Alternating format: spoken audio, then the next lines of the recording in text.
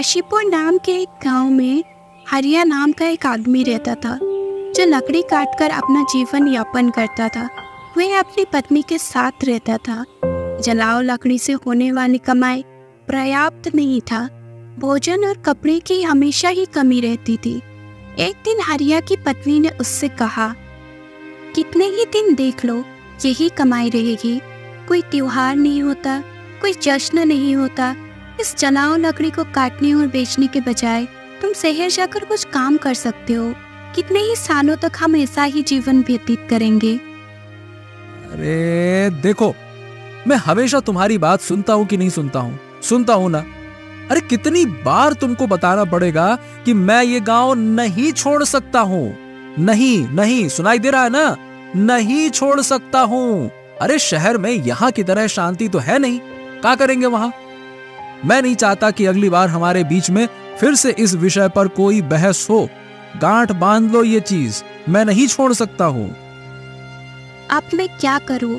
मैं भी यहाँ उस पाप के वजह से हूँ जिसने तुम्हें बांध रखा है। ठीक है, खाना बन गया है, खाओ और जाओ। भोजन के बाद हरिया लकड़ी काटने चला जाता है।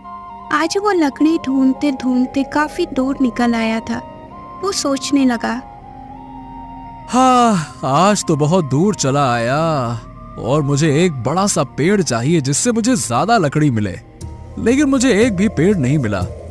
अच्छा, वो एक पेड़ है, लेकिन ये है तो काफी छोटा, इससे मेरा क्या ही होगा। अब कुछ नहीं मिल रहा। चलो ठीक है, आज के लिए इसी से काम चलाना पड़ेगा। चल हरिया, शुरू हो जा। वो एक पेड़ काटता है और अपने सर पर जलाओ लकड़ी का एक गट्ठर रखता है और उस लकड़ी को बेचने के लिए जाता है। अरे ये क्या, यहाँ तो लकड़ी खरीदने वाला कोई भी नहीं है। क्या इन सब लकड़ियों को मुझे घर लेकर जाना पड़ेगा? हे भगवान। इतने में ही उसे एक शास्त्री जी ने आवाज लगाई, सुनो लकड़ी बेचने वाले भैया, जरा ये तो बताओ कि ये जलाओ लकड़ी कितने की है? महाराज, आपको सारी लकड़ियां चाहिए या आधी? अगर सारी लकड़ियां चाहिए तो केवल 10 रुपए में दे दूंगा। मुझे सारी लकड़ियां तो चाहिए, लेकिन तुमने जो दाम कहा है उतने दाम में नहीं। मैं केवल 5 रुपए दे सकता हूँ। अरे महाराज, आप भी क्या कीमत बोल रहे हैं? चलिए, वैसे तो मैं इस कीमत पर नहीं देता हूँ, पर मैं आज बहुत ज्यादा थक गया हूँ, तो ठीक है, लाइए, दे दीजिए 5 रुपया। पहले ही बहुत देर हो चुकी है। हाँ, लाइए। अरे महाराज, जल्दी से दे दीजिए, मुझे घर भी जाना है और खाना भी खाना है। बहुत थक गया हूँ, भूख लग रही है। ये लो तुम्हारे 5 रुपया। ये सारी लकड़ियां वहां रख दो। वैसे तुम भूखे लग रहे हो, क्या तुम कुछ खाना खाओगे? सब तैयार है खाना, तुम खाना खाओ और फिर चले जाना। हाँ महाराज, बहुत तेज भूख लग रही है, और अगर मैं आपके साथ खाऊंगा तो आपके लिए खाना नहीं बच पाएगा। रहने दीजिए, मैं घर जाकर खा लूंगा। चिंता मत करो, तुम खाना खा लो, उसके बाद भी 10 लोग और खा सकते हैं। उतना खाना है मेरे पास। जब भी तुम्हें भूख लगे तुम यहाँ आकर खाना खा सकते हो। हरिया ने आश्चर्यचकित होकर पूछा, क्या आप हमेशा ही सबको ऐसे ही खाना खिलाते हो? जब तक ईश्वर मुझे शक्ति देता है तब तक मैं ये करना चाहता हूँ, आगे फिर ऊपर वाले की इच्छा। ठीक है, तो मैं आज खाना यहीं पर खाऊंगा। उस दिन हरिया ने शास्त्री जी के घर पर भरपेट खाना खाया। खाना खाने के बाद हरिया शास्त्री जी से बोला, महाराज, आप तो बहुत अच्छे और उदार दिल के हैं। ऐसा अच्छा काम करने में मैं आपकी मदद करना चाहता हूँ। अब से मैं 10 रुपए वाली कीमत की लकड़ियां आपको 5 रुपए में दूंगा। ठीक है? चलिए महाराज, नमस्ते, चलता हूं मैं। ठीक है, अब तुम सकुशल जाना। हरिया ने अपनी काटी हुई सारी लकड़ियां शास्त्री जी को 5 रुपये में दे दी और घर के लिए निकल पड़ा। घर पहुंचा तो उसकी पत्नी ने पूछा, क्या हुआ? इतने देर तक क्या कर रहे थे? क्या आज तुमको कोई अच्छा सौदा मिल गया? अच्छा तो फिर लाओ पैसे। हाँ, देखा जाए तो सौदा अच्छा नहीं था। 5 रुपए ही मिले हैं, रोज से कम है। ये लो। क्या सच में मुझे 5 रुपया दे रहे हो? मैंने सोचा था कि जितना तुम रोज देते हो उससे दुगना तो दोगे, लेकिन तुमने मुझे उसका आधा ही दिया है। तुम इतने लंबे समय तक कहाँ थे? क्या कर रहे थे? अरे मैं लकड़ियां बेचने निकल गया था, पर कोई खरीद ही नहीं रहा था। तो मैं हमारे पास के गांव गंगापुर में शास्त्री नाम के एक ब्राह्मण के घर गया था। वहां पर जो भी जाता है वो उन्हें प्यार से खाना खिलाते हैं। अब ऐसे लोगों के लिए हमें कुछ ना कुछ तो जरूर करना चाहिए ना। बताओ, करना चाहिए ना? फिर तो वो ब्राह्मण बहुत पैसे वाला होगा, नहीं तो वो ये कैसे करता? इतने लोगों को खाना देने वाले की तुमने कैसे मदद की? अरे वो इतने अमीर नहीं है जितना तुम सोच रही हो। वो बस दान की अच्छी भावना रखते हैं ताकि सबकी मदद हो सके। गंगापुर मंदिर के पुजारी हैं वो, अपनी कमाई से ही सबको खाना देते हैं, बस और क्या। मैं तो पूछ रही थी कि तुमने उस ब्राह्मण की कैसे मदद की? हमारी आमदनी तो बहुत कम है, हम क्या मदद कर सकते हैं? स्वर्ग जाने के बारे में मत सोचो, पहले धरती के बारे में सोचो। अरे मैंने उन ब्राह्मण महाराज से कहा कि जो लकड़ी मैं लाता हूं उसे आधे में दे दूंगा, और कल से कुछ लकड़ियां उनके लिए और बाकी लकड़ियां हमारे बेचने के लिए अलग से काट लूंगा। बस इतना ही काफी है। लेकिन अगर तुम चुनाव लकड़ी के 2 ढेर नहीं काट सके तो तुम ऐसे ही 5 रुपया लेकर वापस आओगे। 5 रुपया में मैं घर कैसे चलाऊं? तुम ही बताओ। देखो, जो मैंने कहा है उसे पूरा करने की पूरी कोशिश करूंगा। अब आगे फिर ऊपर वाले की इच्छा है। मैंने उन ब्राह्मण के घर खाना भी खाया है, बहुत स्वादिष्ट खाना था।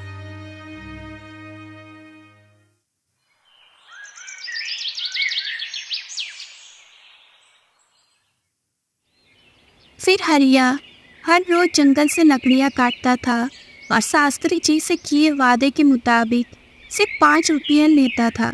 एक दिन शास्त्री जी भोजन करने बैठे ही थे कि बाहर से हरिया ने आवाज लगाई, महाराज, लकड़ियां लाया हूं, मुझे मेरे 5 रुपए दे दीजिए और यहां आकर अपनी लकड़ियां ले लीजिए ताकि मैं घर जा सकूं।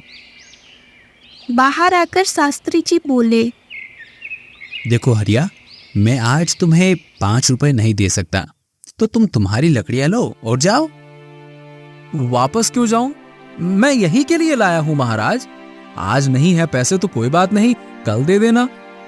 वो क्या है, मुझे भूख बहुत लगी है तो कुछ खाना ही खिला दीजिए। खाना तो खिला सकते हैं ना, वैसे भी आप सभी को खाना खिलाते हैं, क्यों महाराज? बहुत अच्छे हरिया, पहले अपने हाथ पैर धो लो, तब तक मैं भोजन की व्यवस्था करता हूँ। शास्त्री जी घर में जाकर अपनी पत्नी को ये बात बताता है तो उनकी पत्नी कहती है, तुमने ऐसा वादा क्यों किया? हमारे घर में खाने के लिए कुछ भी नहीं बचा है सिवाय उस खाने के जो आप अभी खाने वाले हैं। हम इस समय हरिया को कैसे खिलाएंगे? पूरा खाना खत्म हो चुका है। क्या आपको ये पता नहीं है? अरे, इसमें ऐसी भी क्या बात हो गई? ये जो खाना परोसा गया है वो हरिया के लिए काफी है। सोच रहा हूँ कि आज उपवास कर लूं। मुझे बताओ कि तुम ऐसे कितनी बार करोगे? जब हमारे पास उतना नहीं है तो ये सब क्यों करना है? सब भगवान देता है, पहले हरिया को खाना खिलाकर आओ।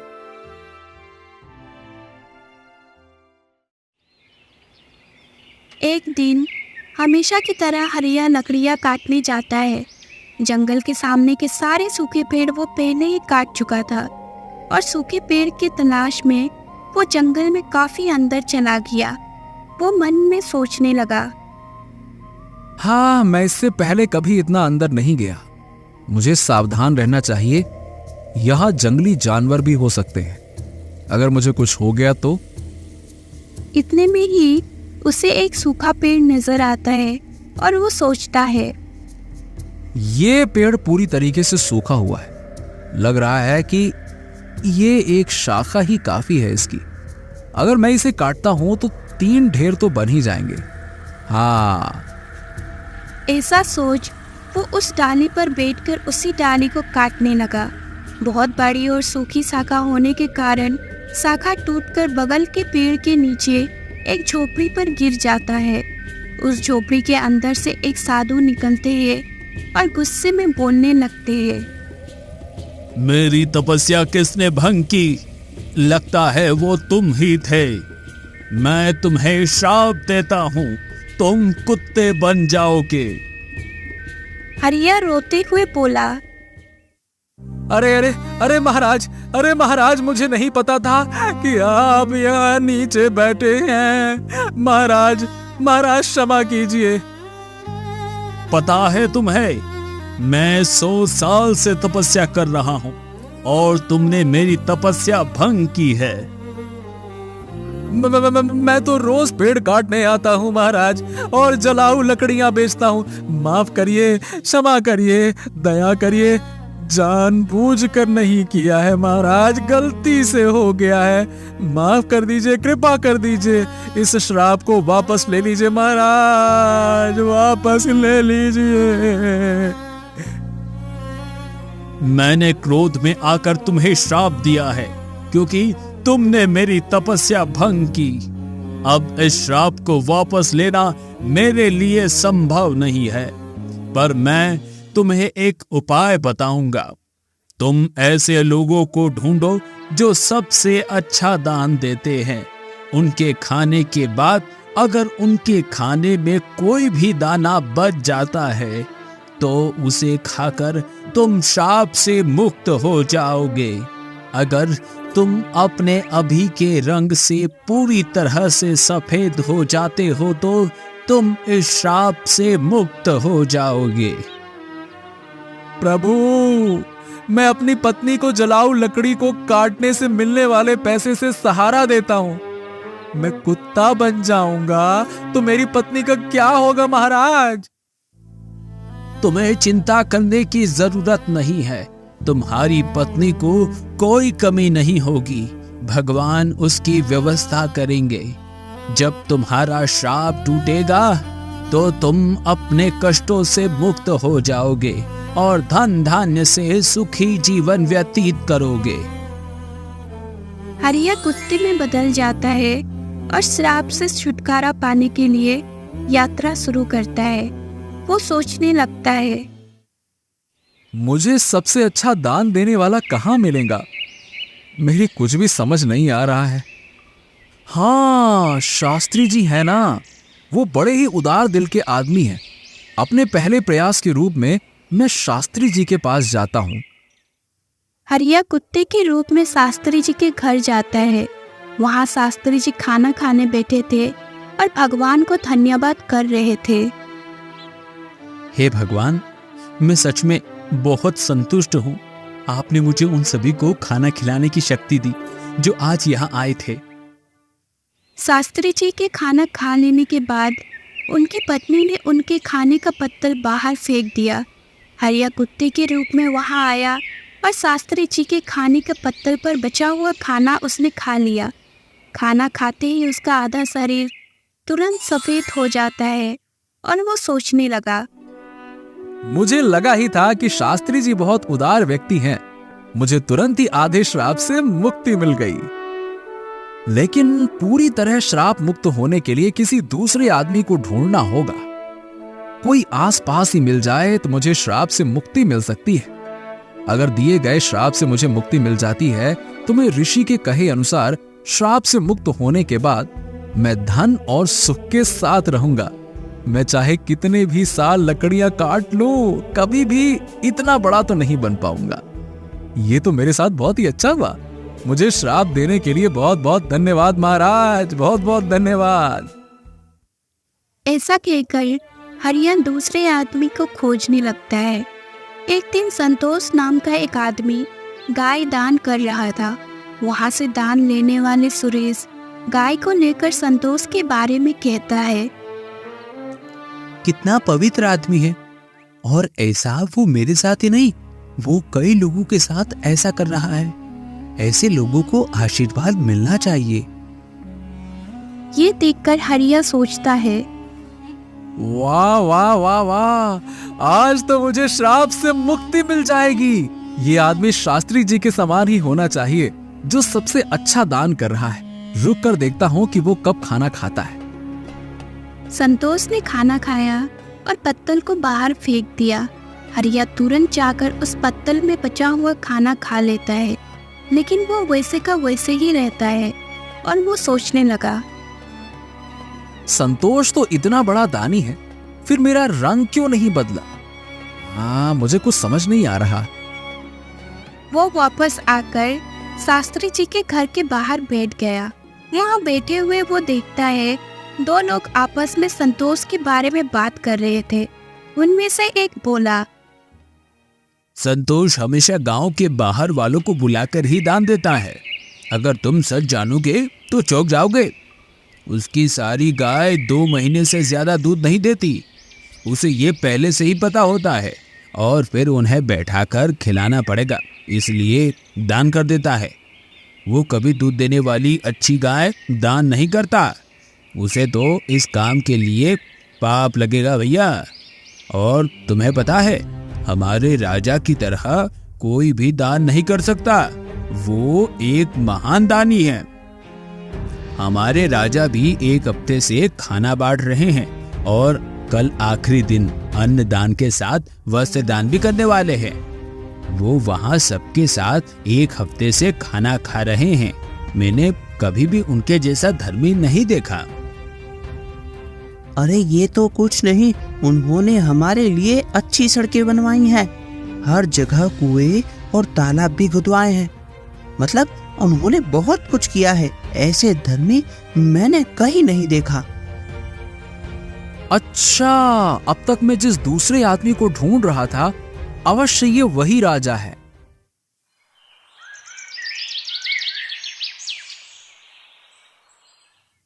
अगले दिन हरिया राजमहल के बाहर पहुंच गया, जहां राजा सबको दान दे रहे थे। राजा के खाना खाने के बाद सैनिक उस पत्तल को बाहर फेंक देते हैं जिसमें राजा ने खाना खाया था।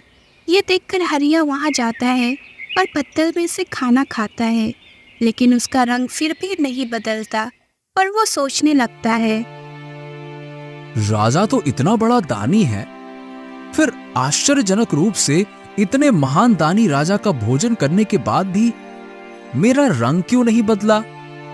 ये श्राप तो दूसरी तरह का लग रहा है। मुझे तुरंत उस ऋषि के पास जाना चाहिए जिसने मुझे ये श्राप दिया है। और फिर वो सीधा उन ऋषि के पास पहुंच जाता है। उसके आधे बदले हुए रंग को देखकर ऋषि उससे कहते हैं, ऐसा लगता है कि तुम्हें अभी तक केवल एक ही आदमी मिला है।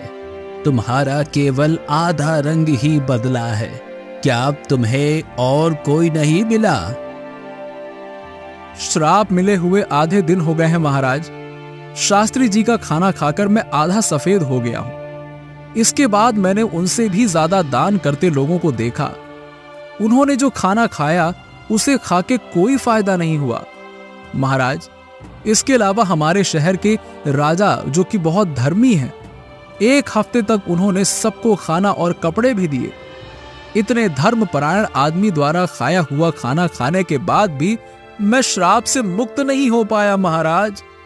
इसमें कुछ रहस्य है जो मुझे समझ नहीं आ रहा है। आप ही बताइए ना महाराज, कृपया करके बताइए हमें। तुमने जितने को भी देखा उसमें से संतोष द्वारा दिया गया दान सच्चा दान नहीं था। वो ऐसी चीज दान में दे रहा था जिसकी उसे जरूरत नहीं थी। अगर उसे उसकी जरूरत होती तो वो उन्हें दान नहीं करता। ऐसे ही राजा जो कुछ भी देता है उसे दान नहीं माना जाएगा, क्योंकि राजा खुद नहीं कमाता। वो तो लोगों द्वारा दिए करों के रूप में प्राप्त धन को उस राज्य के लोगों पर खर्च करता है। राजा ने 1 हफ्ते तक जो भोजन और वस्त्र लोगों को दान किए हैं, वो लोगों के द्वारा राजा को ही कर के रूप में दिए गए थे। इसलिए राजा ने जो भी दान लोगों को दिया है उसे दान नहीं माना जाएगा। ये लोगों का ही पैसा है और लोगों पर ही खर्च कर रहा है। समझ रहे हो तुम? इसमें राजा का दान कहाँ है? इसलिए राजा ने जो भोजन खाया वो तुम्हें श्राप से मुक्त नहीं कर पाया। देखो, सही दान शास्त्री जी का है। उन्होंने भूखों को खाना खिला दिया। भले ही उन्होंने खुद खाना नहीं खाया, इसलिए उनका दान सबसे अच्छा दान है। कुछ और प्रयास करो तो तुम श्राप से मुक्ति पाने के करीब हो। मैं समझ गया महाराज, धन्यवाद। हरिया फिर उदास मन से वहां से चला जाता है। चलते चलते उसे बहुत जोर की प्यास लग रही थी और वो सोचने लगा, कितनी दूर चला आया हूँ, बहुत भूख लगी है। हाँ, अच्छा होगा कि पास में कुछ खाना मिल जाए। वहाँ पास में उसे एक बूढ़ा आदमी घड़े में पानी ले जाते हुए दिखाई दिया। वो बूढ़ा आदमी रोज घड़े में पानी लाता और गर्मी में रास्ते से गुजरने वालों के लिए पानी रख देता। पानी के घड़े रखने के बाद वो बूढ़ा आदमी जो खाना लाया था उसे निकाल कर खाने लगता है। भूखा हरिया बूढ़े आदमी के पास जाता है। बूढ़ा आदमी अपने खाने में से कुछ खाना खा लेता है और कुछ खाना हरिया को दे देता है। हरिया उस खाने को खाते ही श्राप से मुक्त पाकर एक आदमी बन जाता है। मैं ठीक हो गया। मैं ठीक हो गया। आपका बहुत बहुत शुक्रिया बाबा, आपका बहुत बहुत धन्यवाद। मैं ठीक हो गया, मैं ठीक हो गया। उसने बूढ़े आदमी को धन्यवाद किया और वापस लौट आया। ऐसे ही चलते चलते हरिया अपनी पत्नी के पास गांव पहुंच जाता है और खुशी से रहने लगता है। और इसी के कहे अनुसार अब उनके घर में धन की बरकत भी होने लगती है।